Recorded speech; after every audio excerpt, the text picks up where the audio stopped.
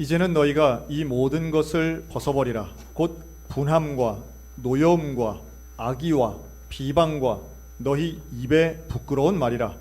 너희가 서로 거짓말을 하지 말라. 옛사람과 그 행위를 벗어버리고 새 사람을 입었으니 이는 자기를 창조하신 이의 형상을 따라 지식에까지 새롭게 하심을 입은 자니라. 오늘은 골로새서 3장의 말씀을 가지고 새롭게 하심을 입은 자라는 제목으로 하나님의 말씀을 전하고자 합니다. 사실 골로새서 3장뿐만 아니라 다른 많은 성경에도 바울의 그런 서신서들에도 비슷한 내용들이 나오는데요. 그래서 설교를 진행하면서 여러 말씀들을 함께 읽어드리려고 합니다.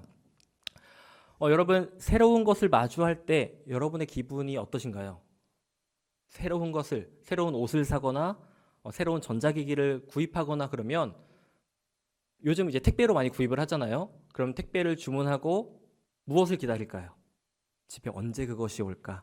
내 손에 언제 그 새 것이 쥐어질까를 우린 기대하고 소망하게 됩니다. 젊은 친구들을 보니까 매일같이 그 택배 송장번호를 눌러가면서 언제 그게 내게 당도할지 정말 기대하는 마음을 가지고 기다리고 있더라고요. 저도 이날을 굉장히 기대하고 또 기다려왔습니다. 그런데 이 앞에 서보니까 왜 그렇게 설레고 그런 마음 뒤로 이렇게 불안하고 두려운 마음이 이렇게 가득한지 모르겠습니다. 긴장이 되는 것 같은데요. 좀 우스갯소리고요. 우리가 언제 어디서 무엇을 하더라도 우리는 헌 것보다 새 것을 더 좋아합니다.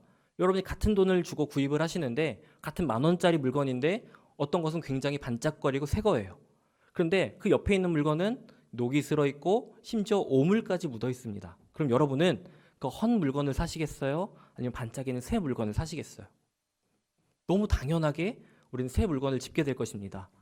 그리고 장을 보러 가면 우리가 항상, 저도 약간 좀 이런 습관이 있는데 같은 물건인데도 괜히 유통기한이 하루라도 더 남아있는, 조금이라도 더 늦게 나오고 조금이라도 더 새 것을 더 찾고 원하게 되더라고요. 누구나 이렇게 사람마다 새 것을 원하고 새 것을 기다리는 마음은 사람마다 그 정도의 차이나 그 대상의 차이는 조금씩 있을 수 있겠지만 모두 매한가지라고 생각을 합니다. 오늘 본문은 골로새 교회 교인들을 향한 바울의 메시지입니다. 그리고 그 내용을 한마디로 정리하자면 옛것은 버리고 새 것을 취해야 된다. 이전에 그런 죄악된 것을 버리고 우리가 새 사람을 입어야 된다는 것인데요. 먼저 우리가 새 사람을 입은 자라는 것을 이야기하기 전에 새 사람에 반대되는 옛 사람에 대해서 먼저 생각해보고 알아봐야 될 것입니다. 이 옛 사람은 우리 육신에 속한 그리고 땅에 속한 것을 이야기합니다. 이것에 대해서 바울은 오늘 말씀 읽진 않았지만 5절에서 음란, 부정, 사욕, 악한 정욕, 탐심이라고 이야기를 합니다. 그리고 이 모든 것들이 탐심에서 비롯되기 때문에 그 탐심은 우상 숭배라고까지 그렇게 단호하게 이야기하는 모습을 보입니다. 그리고 8절에서는 분함, 노여움, 악의, 비방, 부끄러운 말, 거짓 등 우리의 옛 자아가 가지고 있는 좋지 않은 성품들에 대해서도 이야기를 합니다. 그리고 이것들을 우리가 어떻게 대해야 될까? 우리가 그것들을 어떻게 해야 되는데? 라고 바울이 이렇게 얘기하는데 5절 말씀에 땅에 있는 지체를 죽이라. 그리고 8절에서는 이 모든 것을 벗어버리라 라고 얘기합니다. 그냥 멀리하는 것 정도가 아니라 바울은 죽이라라고까지 얘기하는 거예요.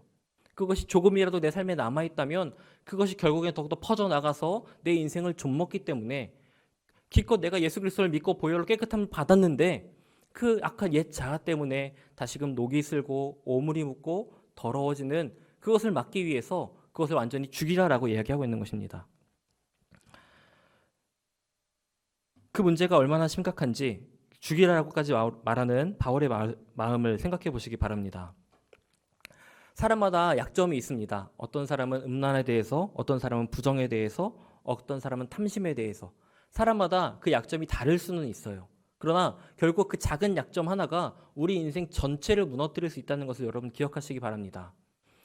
커다란 댐이 있는데 그 댐이 무너지는 건 전체가 잘못되고 무너지는 것 때문이 아니라 작은 균열 하나, 작은 약한 점 하나 때문에 그것 때문에 커다란 댐이 무너진다고 합니다.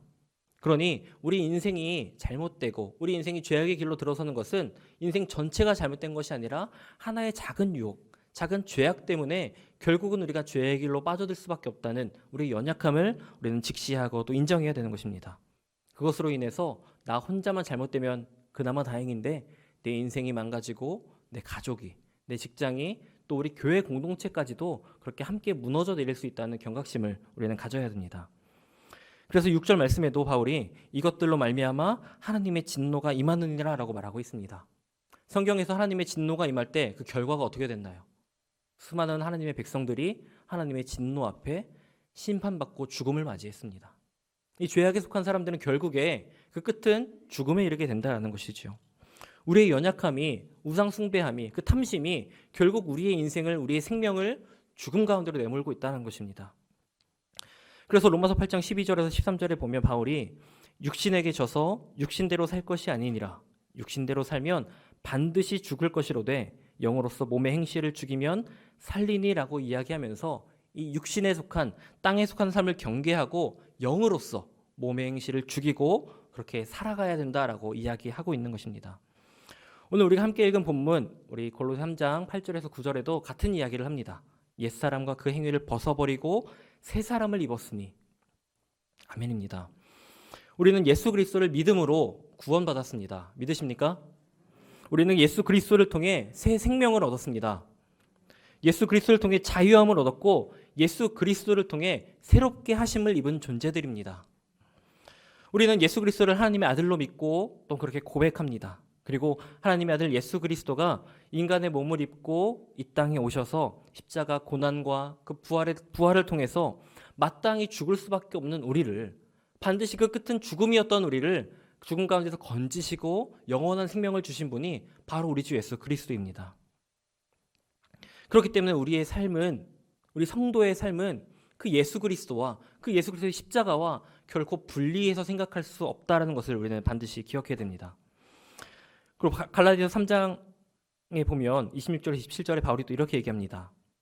너희가 다 믿음으로 말미암아 그리스도 예수 안에서 하나님의 아들이 되었으니 누구든지 그리스도와 합하기 위하여 세례를 받은 자는 그리스도로 옷 입었느니라. 아멘. 예수 그리스도를 주님으로 고백하는 사람들은 다른 것이 아니라 예수 그리스도로 옷 입은 자인 줄로 믿습니다. 예수 그리스도의 십자가 죽음과 부활로 세상 모두에게 생명의 기회가 주어졌습니다. 단 예수님이 나를 위해 십자가에 죽으시고 부활하셨다는, 죽음을 이기시고 생명으로 인도하셨다는 그 사실을 믿는 자들에게는 영원한 생명을 주시겠다고 약속하셨어요.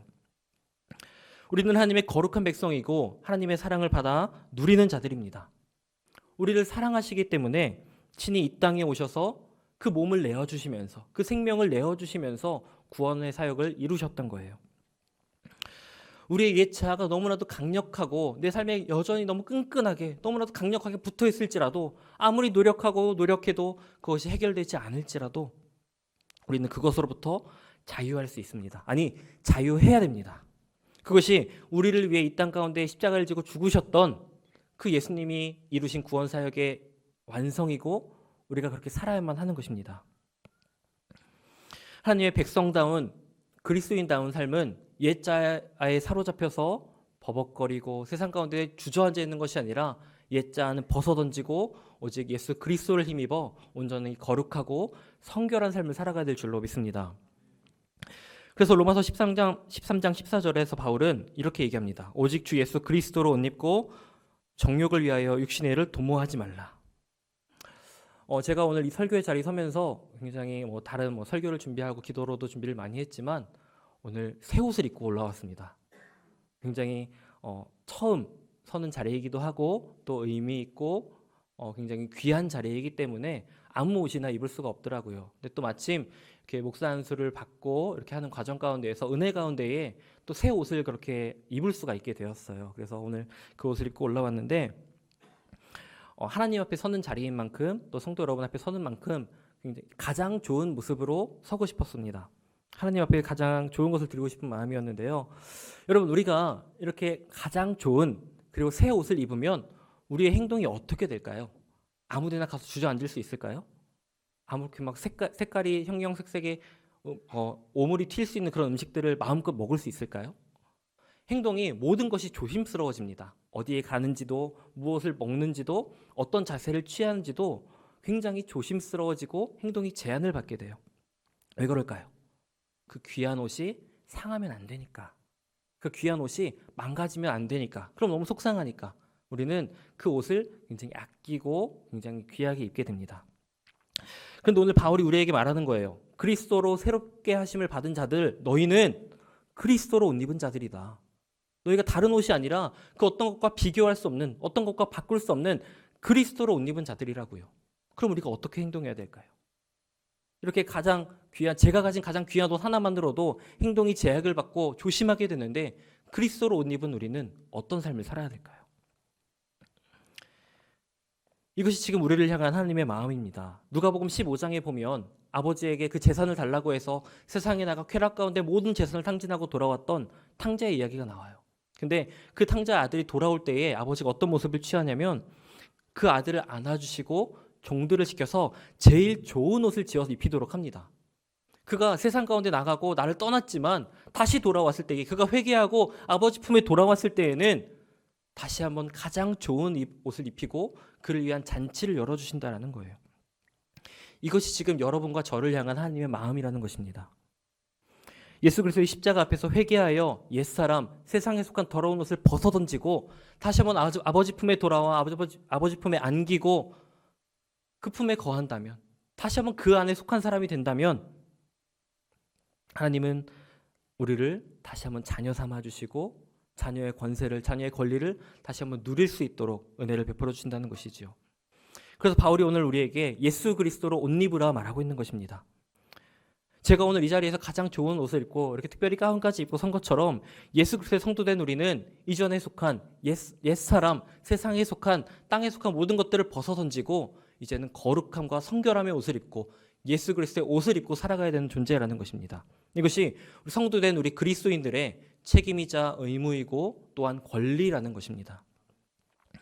새롭게 하심을 입는다는 것, 그리고 그리스도로 옷을 입는다는 것은 이전에 내가 바라고 또한 따르고 원했던 그런 모든 것들을 다 포기하고 버리는 것을 의미합니다. 이제는 내가 다른 어떤 가치관, 다른 어떤 목표가 아니라 오직 예수 그리스도, 오직 십자가만을 바라보고 살아가는 것이라고 이야기하는 거예요. 그래서 로마서 14장 8절에 보면 바울의 위대한 고백이 있습니다. 우리가 살아도 주를 위하여 살고 죽어도 주를 위하여 죽나니 그러므로 사나 죽으나 우리가 주의 것이로다. 아멘입니다. 우리가 사나 죽으나 주님의 것이라는 거예요. 새롭게 하심을 입은 그 사람은 더 이상 자신이 그 삶의 주인이라고 주장하지 않아요. 새롭게 하심을 입은 그 사람은 그 삶의 주인이 예수님이기 때문에 예수님에게 모든 주권을 맡기고 예수님의 뜻대로 살아가기 위해 노력합니다. 내가 예수님의 주권 아래, 그 하나님의 주권 아래 있음을 인정하고 고백하고 그렇게 살아가기 위해 노력하는 거예요. 이전에는 정욕을 따라, 육신의 애를 따라 살아왔지만, 하나님이 아닌 다른 것들을 사랑하고 섬기며 살아왔지만 이제는 그것을 벗어나서, 떠나서 나를 살리신 그 예수님의 십자가, 나를 죽음에서 생명으로 인도하신 그 예수 그리스도의 십자가 보혈만을 의지하며 살아가겠다고 다짐하고 결단하는 것입니다. 예수님이 십자가 부활을 통해 영원한 죽음에 갇힌 백성들을 자유하게 하셨어요. 죽음 가운데 있는 이들을 생명으로 건지셨고 영원한 죄악 속에 하나님을 배신하고 저버린 그들을 다시 한번 품에 안아주셨어요. 근데 그 위대한 이야기가 다른 사람의 이야기가 아니라 바로 나의 이야기라는 거예요. 이 시간 현재 예배하고 있는 하나님의 음성을 듣길 원하며 그 예수 그리스도의 십자가를 바라보는 나를 위한 이야기.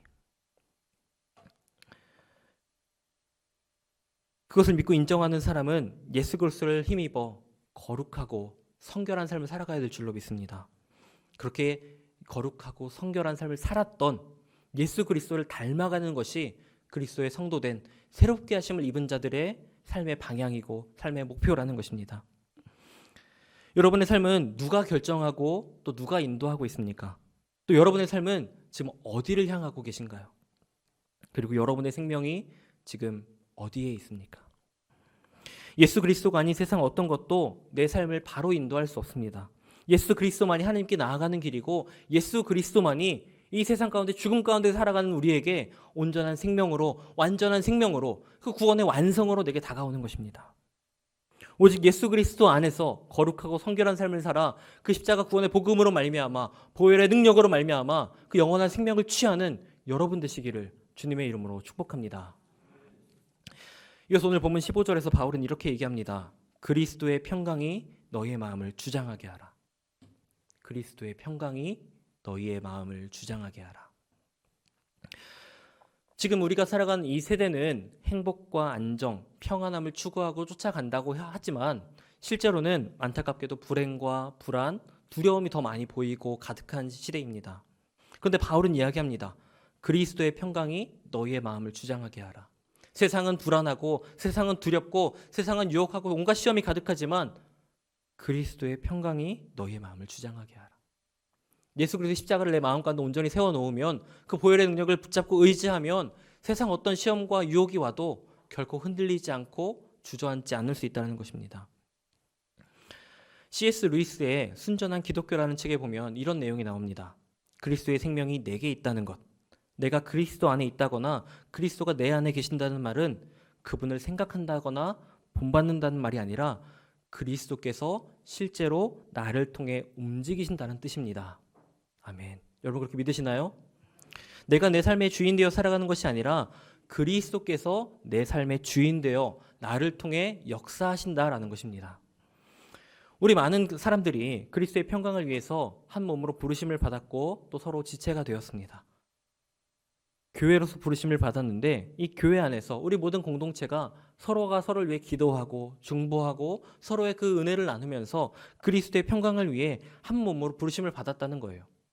나 한 사람을 통해 그 예수 그리스도의 십자가를 온전히 경험하고 부활의 능력을 경험한 나 한 사람을 통해 내가 나누는 그 은혜, 우리가 나누는 그 은혜, 우리 교회를 통해 교회가 세워지고 회복되고 우리 교회를 통해 이 땅 가운데에 그리스도의 평강이 그 온전한 은혜가 그 생명이 선포될 줄로 믿습니다. 그리스도의 살아계심과 주인 되심 그리고 다시 오심이 선포될 때에 이 땅 가운데에는 하나님의 나라가 이루어질 줄로 믿습니다. 우리가 하나님의 나라를 이야기하면 뭔가 크게 거창한 것을 필요로 하고 우리가 있어야 될 거라고 생각을 하지만 아니에요. 바울은 서로 용납하고 피차 용서하고 또 모든 것 위에 사랑을 더하라라고 얘기합니다. 우리가 말씀을 따라서 작은 순종의 조각들을 하나씩 모으다 보면 그것들을 끼워 맞추다 보면 처음에 그 작은 조각 하나만으로는 하나님의 뜻이 무엇인지 하나님의 계획이 무엇인지 알 수가 없어요. 그러나 정말 성실하게 순종하며 꿋꿋이 그 자리에서 한 조각 한 조각 그것들을 모아가고 또 맞춰간다면 끝내 우리는 하나님이 원하시는 그때에 하나님의 계획이 이루어지고 성취되는 그때에 그 하나님의 원대한 계획을 함께 볼 수 있을 줄로 믿습니다. 서로 이해하고 용납하고 내가 받은 사랑으로 행하는 것 그것이 그리스도의 생명을 받은 새롭게 하심을 입은 우리가 행해야 될 모습이고 살아가야 될 삶의 목표이자 방향이라는 것입니다. 그것이 우리에게 주어진 거룩한 부담감이고 또한 거룩한 책임인 것입니다. 그렇게 말씀을 따라 살아갈 때 17절에 이렇게 얘기합니다. 무엇을 하든지 말에나 일에나 다 주 예수의 이름으로 하고 그를 힘입어 하나님 아버지께 감사하라.